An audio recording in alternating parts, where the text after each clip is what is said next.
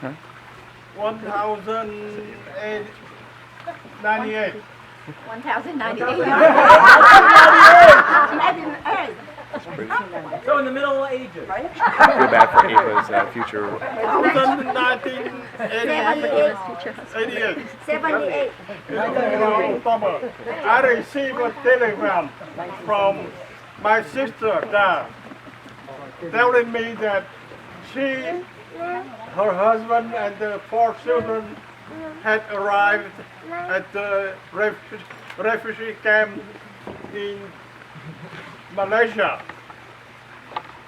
After receiving that telegram, I drove to the office of the Immigration and Naturalization to ask for the affidavit of sponsorship form.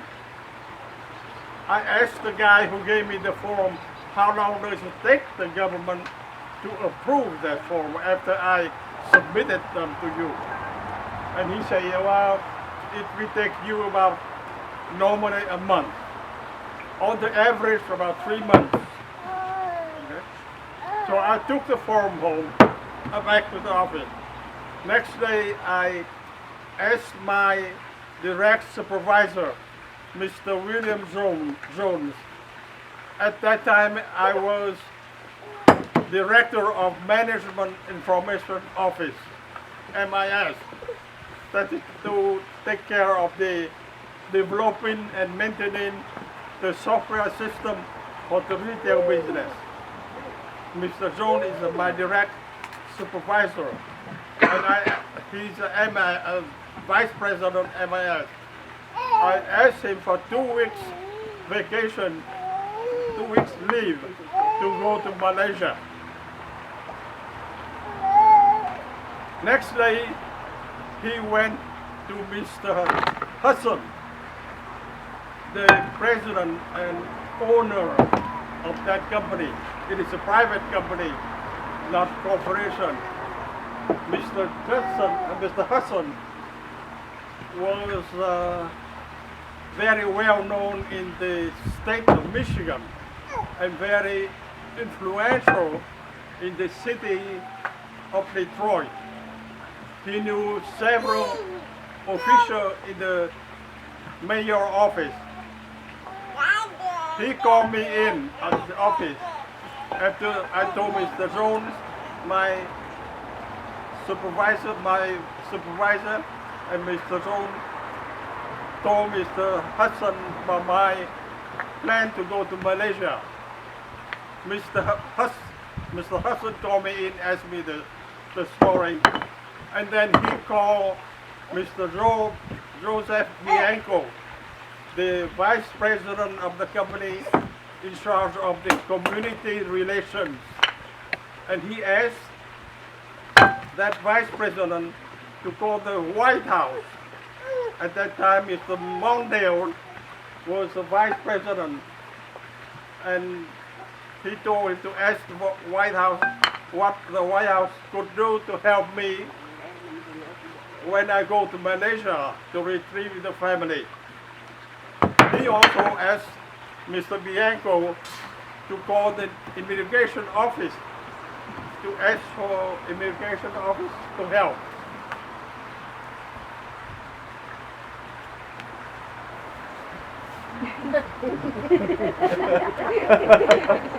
Okay. 2 days later, Mr. Hudson called me back to his office and showed me a telegram from the ambassador, American ambassador in Malaysia.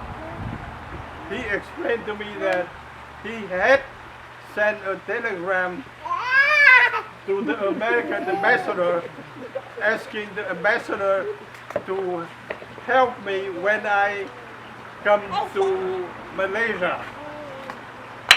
And the telegram from the ambassador to Mr. Hudson saying, your executive must not repeat. he repeated the telegram 3 times like that. Must not come to Malaysia at this time because the Malaysian people were very much against the Vietnamese refugee. And the boat ride from the mainland to the island is very dangerous. A lot of private pirates over there. Very dangerous for the life of your executive if you travel over there now. So Mr. Hudson advised me not to go. I told Mr. Hudson that in Vietnamese culture, the attachment between members of the family are very strong. I miss my sister family for more than 20 years, and now I must go there to see them, to see whether any help that they need, and also try to see whether I could sponsor them to come to the United States or not. I could not going to Malaysia. That evening, the city of Detroit has some kind of reception. A lot of people together there at the city hall. Mr. Hudson was invited also in that reception, and he told the story about me planning to go to Malaysia to some people in that gathering. One of the news reporters in that meeting overheard the story. That reporter was from the Detroit News. You know that in the capitalism system, always have a competition. If there is one newspaper about Detroit News, there is another newspaper called the Detroit Free Press. Unlike in the socialist country, everything is one agency, one organization, managed, controlled by the government. But in the capitalist system, always have some kind of competition to, motivate people to compete to make the country, to both the welfare of the people much better. So the guy from Detroit News overheard that story. The next day he called me at the office about 2 o'clock. He wanted to interview me at the office. He came with the interviewer, the photographer, another guy, 3 people. And he asked me the same thing, why the ambassador told you not to go and you must go. To make the story short, I should tell, the main thing I told him was that in Vietnam there is a proverb that say that the road ahead of you is risky and dangerous because a high mountain and wide river. But that is not because of high mountain and wide river, but because of unwillingness of the people to take that risk to climb the mountain and cross the river. So I must take that risk to go to Malaysia. Probably because of that proverb, make me become a celebrity in Michigan for at least 3 months. The next day, my wife and I drove my wife and the children to the airport to go to Malaysia. On the way, at that time, I usually turn on the radio on the car to listen, not only to hear the news, but also to learn how the words are spoken. Try to learn my English a little better. So when the radio, we heard the story about that.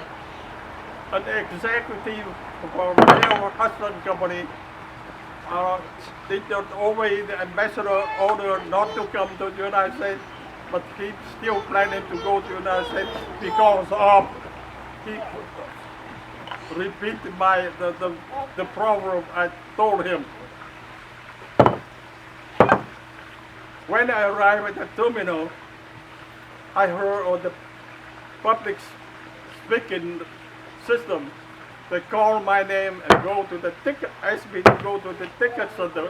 Somebody is waiting for you. I arrived there. Again, there is an interviewer, a photographer, the whole crew. They interviewed me and they took my picture. And when the morning time, they asked the airline to let me board the plane first. They took my picture and ran into the plane also to take my picture when I sit down on the plane. After arriving at Malaysia, the next day, the first thing is I went to see the American ambassador.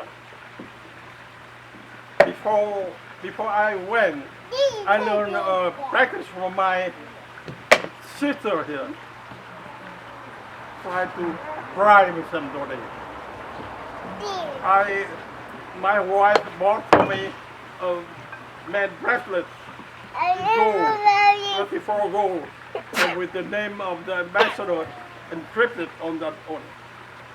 I saw the ambassador and gave him that, saying that this is a token of appreciation for the ambassador, for willing to receive me, and asked him to go. And the ambassador said, "Hey, I could help you now because I have not received any information from the United Nations High Commission refugee.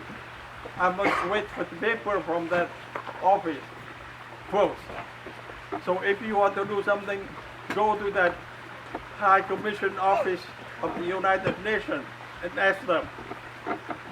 You know, Malaysia at that time is very hot. We are here cold. When I went to there, I put in the necktie, but when I got out of that, unloose the necktie, opened the shirt because it's so hot. Another thing is I don't know why I was so clever at that time. Whenever the office I see, I present my business card, not as a director of MIS. I brought with me two type of business cards, director of MIS and director of strategic planning. And I thought that everybody in Asia, if they see that function as a director of strategic planning, they should think about that. This is probably high official in the central government, not strategic plan for the small, tiny MIS department in this private company. They think maybe this guy probably should be very high, privileged in high government official. Every office over there, I present that business card, not MIS. When I arrived at the United Nations High Refugee, I also gave them my card and present them the immigration declaration already approved. I forgot to tell you that after, before I went there, I brought my affidavit form of sponsorship to the director of immigration and naturalization. The director asked me to wait. He immediately signed the approval, the paper, and gave me back the form. That means it took me only 5 minutes to get that form, rather than the regular, rather than 1 month or 3 months. So every office in Malaysia, I make a lot of copy of that affidavit and give it to its office. The High Commission Refugee Office in the United Nations say that they have not received any paper from the Malaysian government. They have to have the paper from the Malaysian government first. So they told me to go to Malaysia to the Minister of the Interior to ask them help first. So I went out, untied my necktie, arrived at the Minister of Interior, tie back my necktie, go in there, and asked to see the Minister of the Interior. I gave him my Director of Strategic Planning to the lady secretary in front of the Minister office and asked him to see him. The secretary walked in. I don't know how and why. I did not wait. I followed that secretary right away, right behind the secretary.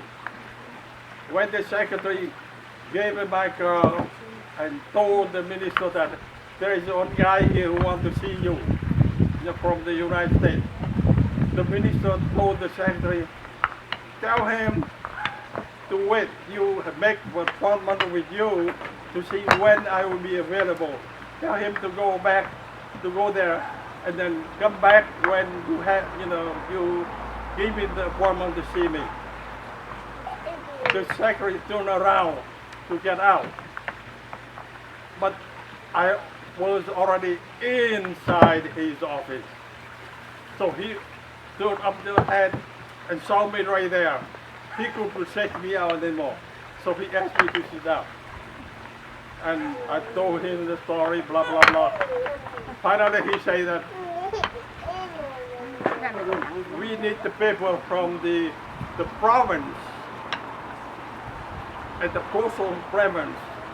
The governor over there had to process your paper and send the paper to me before we can do anything. So you have to go there to ask the governor first. So I went out, go to the airline, local airline there, make a reservation to fly to that coastal province facing the island of Pulau Pinang. When I saw the next day when I arrived there, the airplane arrived at that province, the next day I went in to ask to see the governor of that province. The secretary said that governor was out. So she told me that you could go back to the hotel. When the governor come back, I'll let you know and I'll call you to come in. And I told her that, hey, I have nothing to do with the hotel. So I will wait here until the governor come back. So I didn't go back to the hotel, I sit there. Late that afternoon, the governor come back. I immediately called the governor. And the governor, I told the story, gave me the copy of the affidavit of sponsorship. And he said, well, okay, now is the form. You have to take it back to your hotel and to fill in the form, take the 3 ID picture attached with the form and give it to the chief of security and police office. So they investigated. And when